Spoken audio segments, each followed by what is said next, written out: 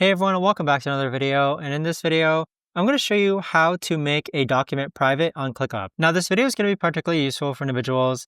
Let's say that you want to go ahead and private a document. Maybe you don't want some team members to actually see it. How do you actually go ahead about doing so? Now, this video is going to be short, sweet, and simple, guys. There's not going to be a lot of steps involved. Now, there's multiple ways that you could actually go ahead about doing this. If we actually create a new document, and let's call this, let's say PDF form products. What'll happen is that when you create this document, if you click on right here where it's the three dots, you actually is automatically privated. So if you click on public, it's going to be the doc is shared to the web. But if you toggle it off, this document is actually going to be private. In addition to that, you also have sharing and permissions. So when you click on this, you could actually get the private link. You could also invite people to this document as well.